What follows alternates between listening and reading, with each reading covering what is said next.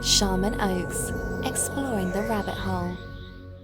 Jack and Oscar. Jack was raised in the Caribbean by a Jewish family. Oscar was raised in Germany and taught to hate Jews.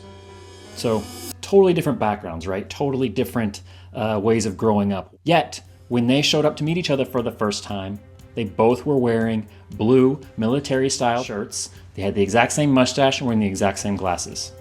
Like, there's nothing about their upbringing that's the same at all. But then they have the exact same taste in clothes and eyewear and lipwear. Both of them read magazines back to front. Both flushed the toilet before using it.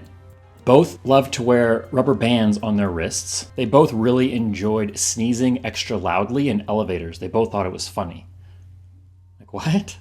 Barbara and Daphne both decided to quit school at age 14. Both at age 15 fell down a flight of stairs and therefore had weak ankles the rest of their lives. Both went to a school dance when they were 16 and ended up meeting the guy that they would end up marrying. Both got pregnant the same year, and that first pregnancy was a miscarriage. Then they both had 2 boys and a girl in that order. That's crazy, because it takes 2 people to... whatever. They both like their coffee cold, black, and no sugar. They both wore the exact same perfume. They once cooked the exact same meal from the exact same recipe book on the exact same day. Like, how is that? That's ridiculous. All of these twins took part in a study in 1979 in Minnesota, a twins study of all these twins that were separated at birth. And in this study, they were asked like 10,000 different questions. That's how they found all these similarities. And they got Barbara and Daphne to go into a room and just go write down any random sentence you can think of. They both wrote, "The cat sat on the mat." And they both spelled cat wrong. C-A-S. Like, what are the odds of that? What are the odds that you would go both into separate rooms and write the exact same sentence and spell the exact same word wrong? That's crazy. That's a mind. Jim Springer and Jim Lewis both married and divorced a woman named Linda, and then they both got remarried to a Betty. Both had a son and they named it James Allen. They both preferred Miller Lite and chain-smoked Salem cigarettes. They both drove light blue Chevrolets. They both at one point in their life had a dog named Toy. They both served as sheriff deputies and both had worked part-time at McDonald's. They both had a basement workshop where they made dollhouse furniture. Both have a brother named Larry. How's that genetic?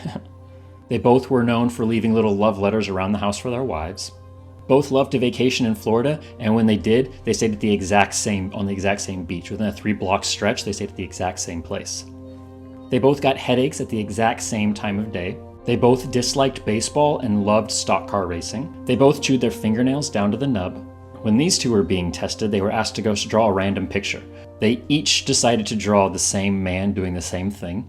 Then they were asked to come up with a story for that picture, and they both came up with a story that this man was working in a field, there was a pregnant wife, and there was a kid there. Like, that's nuts. Like, that makes you go, what is free will? Do we have free will? Like, if someone is going to do the exact same thing as you, does that mean it's all pre-planned?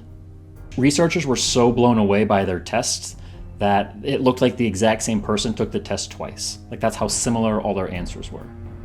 Bridget Harrison and Dorothy Love. The cool thing about them is when they showed up to meet each other, 7 rings, 2 bracelets on one wrist, and a watch and a bracelet on the other wrist. Bridget had a daughter named Catherine Louise, and Dorothy had a daughter named Karen Louise. Bridget named her son Richard Andrew, and Dorothy named her son Andrew Richard.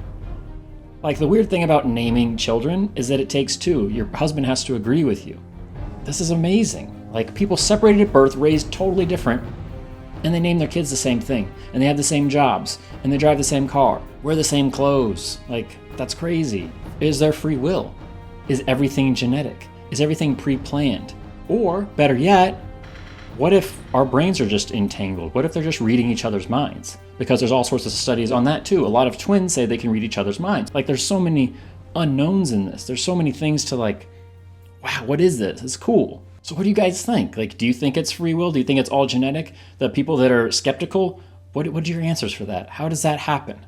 All of those things, just pure coincidence? To me, it's amazing. I've wanted to tell this story for a while, so thank you for listening.